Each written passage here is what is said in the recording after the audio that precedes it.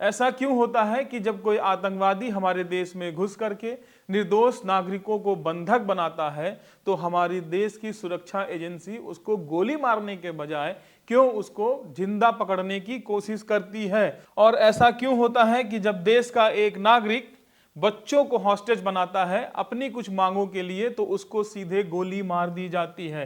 कहीं इसके पीछे ये तो नहीं कि कई और चेहरे थे जो उजागर हो सकते थे अगर ये कुछ अपनी बात करता? कहीं कोई बड़ा घोटाला तो सामने नहीं आता? क्या था? ये सारी चीज़ों को इस वीडियो में सिलसिलेवार तरीके से समझेंगे।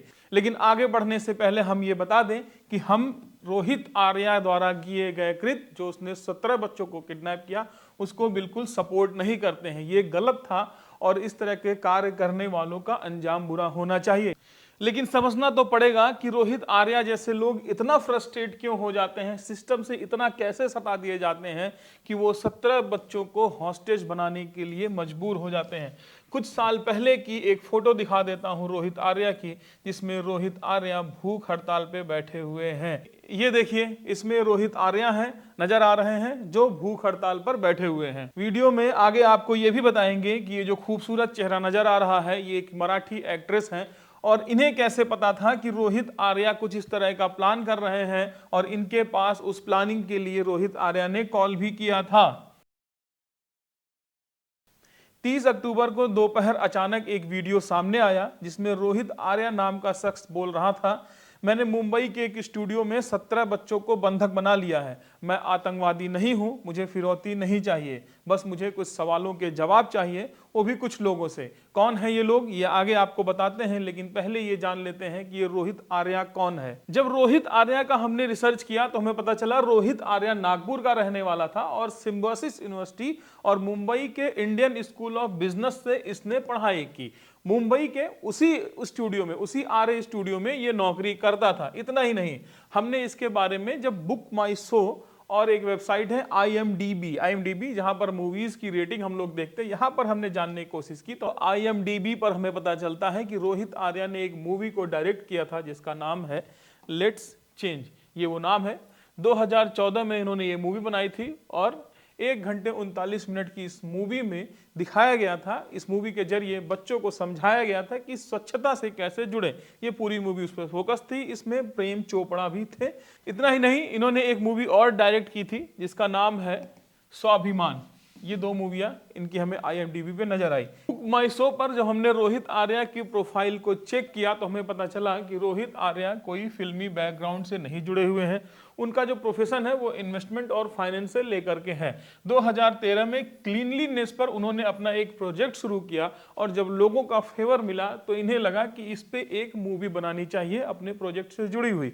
इसके बाद वो कई डायरेक्टर्स को अप्रोच करते हैं इस फिल्म के लिए, लेकिन कहीं से हामी नहीं मिलती तो रोहित खुद डिसाइड करते हैं कि ये फिल्म जो है वो खुद ही बनाएंगे, इसको डायरेक्ट करेंगे।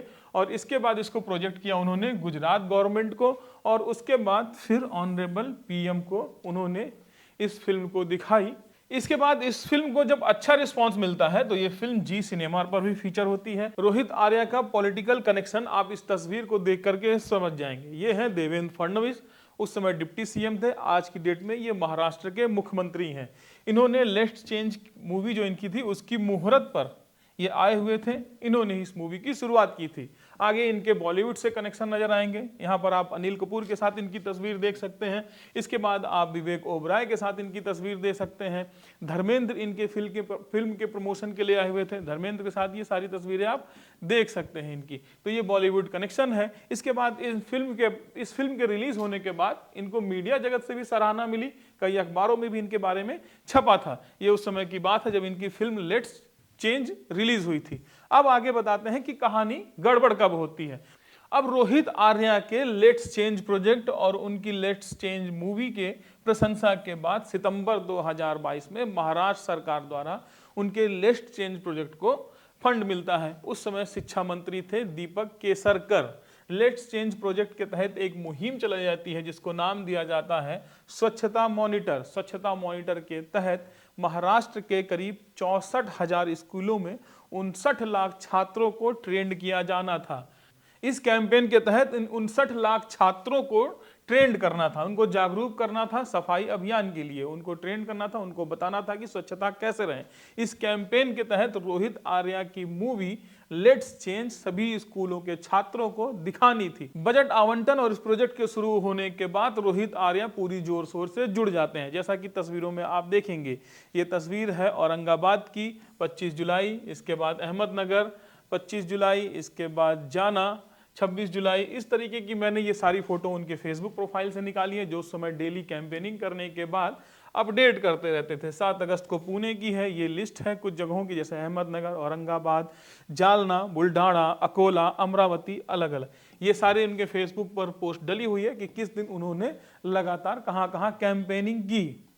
इसके बाद उनके फेसबुक प्रोफाइल से और तस्वीरें निकाली। मुंबई नॉर्थ, मुंबई बीएमसी 21/7 को, अहमदनगर, इसके बाद मुंबई नॉर्थ 21 जुलाई। ये इस तरीके से घूम घूम के वो पूरा कैंपेनिंग कर रहे थे 2023 में। अब यहाँ तक तो सब सही था, लेकिन जब 2023 और 24 का सत्र शुरू होता है तो महाराष्ट्र के स्कूलों में एक योजना लाई जाती है, मुख्यमंत्री माझी साला सुंदर साला योजना, और इसके साथ ही स्वच्छता मॉनिटर फेज 2 शुरू होता है। दोनों को मिलाकर के बजट आवंटन किया जाता है 20 करोड़ 63 लाख रुपए का, जिसमें से 2 करोड़ दिया जाता है स्वच्छता मॉनिटर फेज 2 को। यही स्वच्छता मॉनिटर जिसको रोहित आर्या लेकर के चल रहे थे। अब यहां से खेल बिगड़ना शुरू होता है। इसके बाद रोहित द्वारा महाराष्ट्र सरकार को 2 करोड़ की बजाय 2 करोड़ 41 लाख का प्रपोजल भेजा जाता है स्वच्छता मॉनिटर फेज 2 को जारी रखने के लिए। इनका उतना बजट था, लेकिन महाराष्ट्र सरकार द्वारा उनका प्रपोजल रिजेक्ट कर दिया जाता है। इसके बाद रोहित कहते हैं कि भैया सरकार मेरा साथ नहीं दे रही है, तो मुझे अपना प्रोजेक्ट को जारी रखने के लिए कोई और रास्ता ढूंढना पड़ेगा। और रास्ता इन्होंने क्या ढूंढा? इन्होंने रास्ता ढूंढा कि हर एक स्कूल से 500 रुपए की फीस लेंगे। तो ये हर स्कूल से अपने प्रोजेक्ट को जारी रखने के लिए 500 रुपए लेना शुरू कर दिए। इसके बाद 23 अगस्त 2024 को पुणे के एजुकेशन कमिश्नर ने रोहित को नोटिस भेजा और कहा कि आपने जिन जिन स्कूलों से 500 रुपए लिए हैं वो सारे सरकारी खाता में जमा कराएं, इसके बाद ही आपका प्रपोजल जो है वो आगे बढ़ेगा। इसके साथ ही इनकी फर्म अप्सरा से ये लिखित में मांगा गया कि आइंदा आगे आने वाले समय में ये किसी भी स्कूल से इस तरह से फीस नहीं वसूलेंगे। इसके बाद रोहित जवाब देते हैं, जवाब में लिखते हैं कि अगर सरकार इसमें शामिल हो जाए तो मैं सारे पैसे जितने कलेक्ट किए हूं वापस कर दूंगा। लेकिन इनका प्रपोजल रिजेक्ट करने के बाद सरकार ने क्या किया? सरकार ने खुद ही 5 करोड़ रुपए आवंटन किए और इनके प्रोजेक्ट को खुद ही चलाने लगी। इसके बाद रोहित ने कहा कि सरकार ने जैसे मुझसे मेरा विजन, मेरी कोशिश, मेरा काम सब कुछ रातों रात छीन लिया और इसके बदले मुझे दिया गया कुछ भी नहीं। इन्होंने आरोप लगाया कि मैंने जो मूवी लगाई थी उसको गवर्नमेंट ने यूज किया और मुझे कोई रॉयल्टी भी नहीं मिलती है उसकी। ये सारी कहना है किसका? रोहित आर्या का। फिर रोहित ने कहा मैं इस प्रोजेक्ट पे इतने सालों से काम कर रहा हूं, 2013 से काम कर रहा हूं, मैंने बहुत मेहनत की और मेरे इस प्रोजेक्ट को सरकार ने हथिया लिया। खुद ही 5 करोड़ का आवंटन करके सरकार जो है इस प्रोजेक्ट पर काम करने लगी। तो सवाल तो बात सही है कि अगर रोहित को 2 करोड़ रुपए दिए जा रहे थे तो 5 करोड़ रुपए बाद में क्यों आवंटन होते हैं? क्यों रोहित को 5 करोड़ रुपए आवंटन नहीं होते हैं जो ये 2013 से जिस पर काम कर रहे थे? ये सारे आरोप रोहित ने लगाया। रोहित ने आगे आरोप ये भी लगाया कि किसी को लाभ पहुंचाने के लिए इनसे जबरदस्ती इनका प्रोजेक्ट छीन करके किसी तीसरे को दिया गया है ताकि पैसे का बंदरबाट हो सके। ये रोहित की वो तस्वीर है जिसमें नजर आ रहा है कि रोहित दीपक केसरकर उस वक्त के शिक्षा मंत्री के घर के बाहर खड़े हैं और ये कई दिनों तक भूख हड़ताल पर उस समय उनके घर के बाहर बैठे थे। इतना ही नहीं, रोहित ने कई और प्रयास किए। रोहित ने आरोप लगाया कि मेरे 60 लाख रुपए सरकार ने ले लिए हैं और मुझे वो वापस चाहिए। मेरा मिशन, मेरा प्रोजेक्ट सब तो गया ही, मेरे पैसे दे दो। इसके बाद रोहित ने 24 जुलाई, 20 अगस्त और 24 अक्टूबर 2024 को महाराष्ट्र में पुणे में अलग अलग जगह पर प्रदर्शन किया और आरोप लगाया कि शिक्षा विभाग ने इनका कंसेप्ट चुरा लिया, इनकी मूवी का क्रेडिट नहीं दिया इनको। ये सारे आरोप लगाए और बताया कि 2 करोड़ रुपए मेरे बकाया हैं, वो भी मुझे चाहिए। इस तरह के आरोप लगाते हुए ये कई दिनों से घूम रहे थे। तो ये रोहित आर्या की वो फ्रस्ट्रेशन की कहानी है जिसको रोहित आर्या कई सालों से झेल रहे थे। इनके फिल्म का क्रेडिट भी इनको नहीं दिया गया, इनके लगे हुए पैसे भी नहीं दिए गए। 2013 से लगातार जिस प्रोजेक्ट पर ये रोहित काम कर रहे थे उस प्रोजेक्ट को भी छीन करके किसी और को दे दिया गया। रोहित की यही शिकायत थी। 2 करोड़ रुपए 2.41 करोड़ रुपए जिस प्रोजेक्ट के लिए रोहित ने मांगे थे उस प्रोजेक्ट को 5 करोड़ में किसी और को दे दिया गया, रोहित की सारी प्लानिंग को किसी और को दे दिया गया। इस वजह से रोहित बहुत ज्यादा फ्रस्ट्रेट थे। अब सवाल यह है कि बच्चों को बंधक बना करके रोहित किससे सवाल करना चाहते थे, और क्या अगर रोहित जिंदा पकड़े जाते तो कई राज इन लोगों के खुल करके बाहर आ जाते, इसलिए रोहित को चुप करा दिया गया। देखिए, रोहित ने उस समय के शिक्षा मंत्री दीपक केसरकर का नाम लेते हुए उनके साथ कई और लोगों का नाम जोड़ा और सुसाइड करने की धमकी पहले भी दिए थे। रोहित ने कहा था, अगर मैं सुसाइड कर लिया तो दीपक केसरकर, उनके निजी सचिव मंगेश सिंधे, तब के एजुकेशन कमिश्नर सूरज मंधारे, ज्वाइंट सेक्रेटरी तुषार महाजन और समीर सावंत जैसे लोग जिम्मेदार होंगे।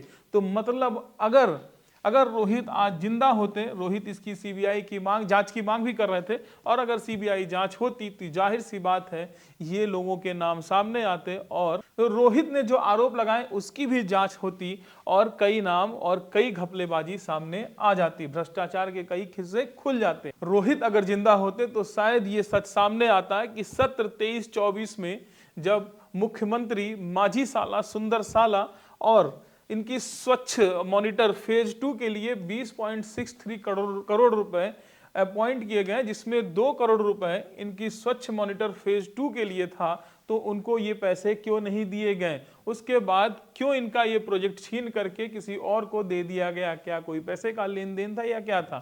ठीक है, ये सारी चीजें जांच के दायरे में आती और कुछ ना कुछ तो खुलासा होता कि इनका प्रोजेक्ट छीना क्यों गया, वजह क्या थी। तो फिलहाल रोहित अभी तो नहीं रहे, आगे आने वाले समय में देखते हैं कि जांच कहां तक आती है, क्या इनके आरोपों को सीरियस लेकर के जांच एजेंसियां काम करती हैं, कुछ निकल के आता है कि ऐसा क्यों किया गया। शुरुआत में एक मराठी एक्ट्रेस के बारे में आपको मैंने बताया था, रुचिता विजय जाधव।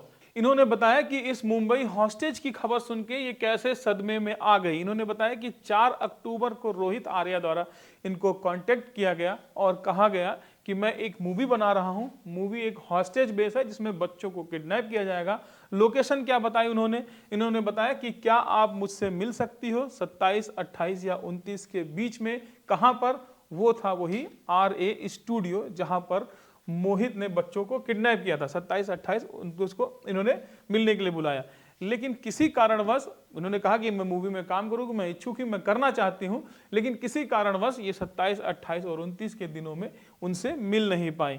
लेकिन इसके बाद जब इन्होंने खबर ये सुनी तो ये वाकई शौक रह गई और ये शुक्रिया अदा कर रही ऊपर वाले का कि भाई अच्छा है, भला है कि मैं वहां पर नहीं गई। ताकि इस मुंबई हॉस्टेज क्राइसिस और अमित आर्या की इस कहानी से आप क्या सीखते हैं? क्या वाकई अमित आर्या के साथ बहुत गलत हुआ या अमित आर्या के साथ ऐसा ही होना चाहिए था? फिलहाल जो 17 बच्चों को किडनैप करे, उन्हें थ्रेट करे, उसके साथ तो सही नहीं किया जा सकता, सजा तो मिलनी चाहिए थी। और रही बात जो वीडियो की शुरुआत में मैंने बोला कि आतंकवादियों को पकड़ लिया जाता है, देखिए आतंकवादियों और टेररिस्ट को पकड़ना एक अलग बात होती है, उनसे बहुत सारी चीजें, उनके हैंडलर, उनका फंड कहां से आ रहा है या किससे है, ये सारी चीजें, या फ्यूचर में उनकी प्लानिंग कहां पर कुछ करनी थी, किसी घटना को अंजाम देनी थी, ये जानना बहुत जरूरी होता है।